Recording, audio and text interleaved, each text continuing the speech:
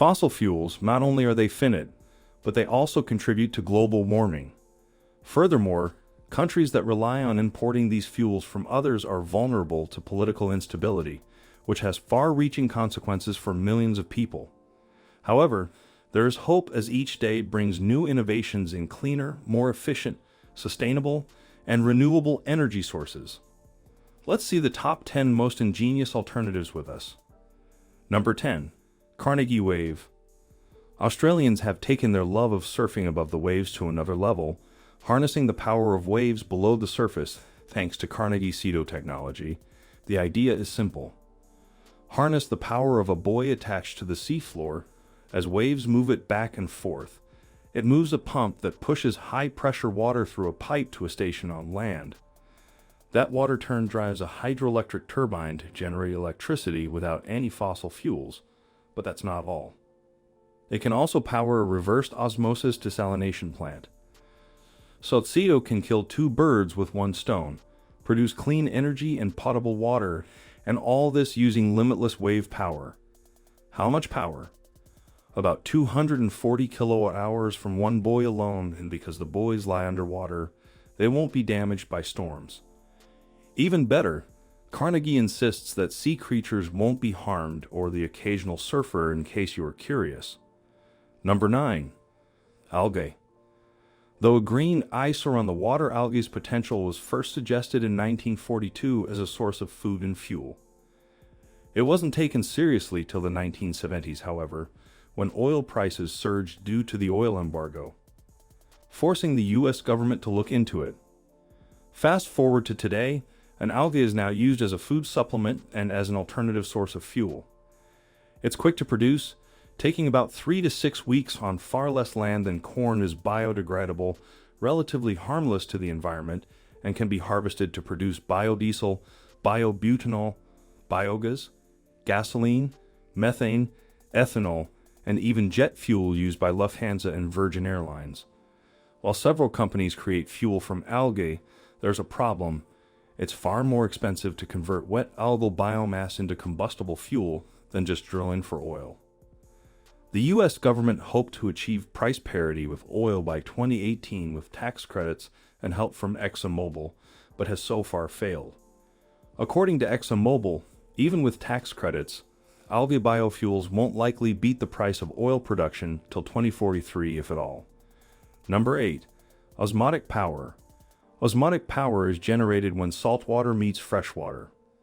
Something that happens in nature when rivers flow to the sea. Watching osmosis occur back in 1973 inspired Professor Sidney Loeb to put the theory into practice when he saw the Jordan River flow into the Dead Sea.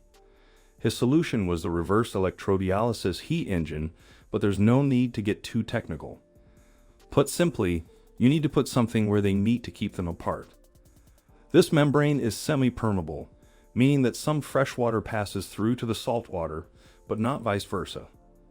The saltwater chamber increases in volume, creating what's called osmotic pressure, which causes a turbine to spin, producing electricity. Statkraft, a company in Norway, became the first to open an osmotic power plant in 2009 and is expected to produce 1,700 terawatt-hours per year. Number 7. Tidal Power. A few other ways of harnessing tidal power include using horizontal axis tidal turbines. These work the same as conventional wind turbines, except that they're underwater and powered by tidal forces. Another option is oscillating hydrofoils similar to those used in planes. As the blades spin, they power a hydraulic system similar to Carnegie. There are also sea snake devices made by Scottish company Pelham East Wave Power. Pelham East being Latin for sea snake. These are machines about the size of commuter trains that Portugal is gambling on for energy off the coast of Algae. As they bob on the water, their movement activates a hydraulic system that generates electricity for the national grid. For their national grid, China is looking at bridges, more specifically, an elevated road that spans the 60 to 100 kilometer coast between Xiamen and Chantal at the Bohai Sea. Beneath this road will lie 4,000 turbines that will turn on tidal power, each of which is expected to produce up to 15 gigawatts of power, more than enough for over 10 million homes. Number 6. Solar and wind power. Why use solar panels when you have to deal with the night, bad weather, and cloudy days?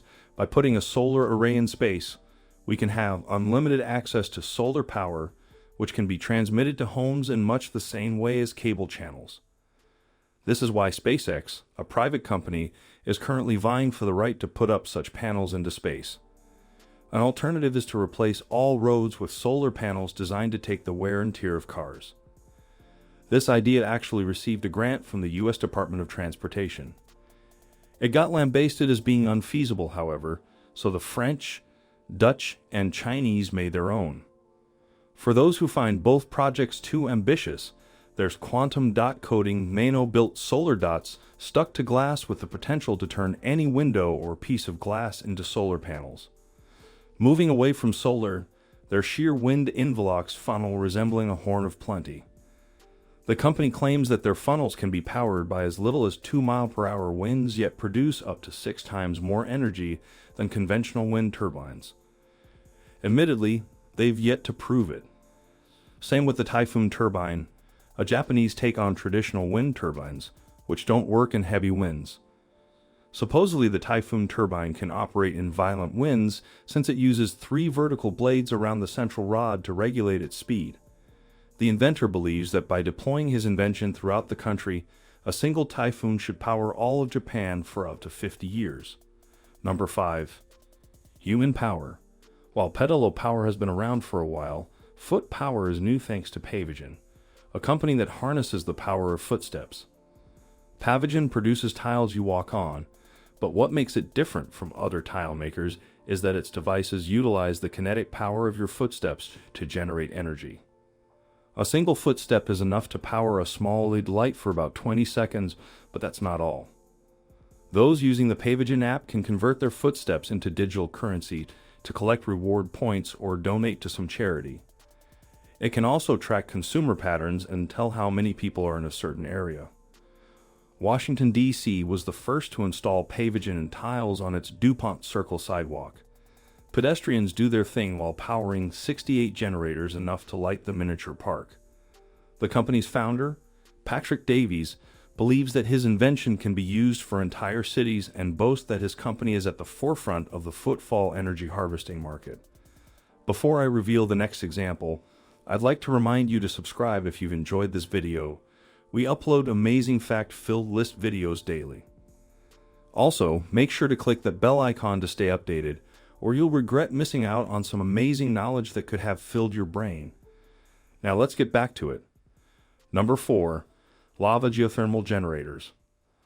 Iceland already uses geothermal energy from its mini steam vents, but in 2014 it accidentally dug directly into a magma chamber.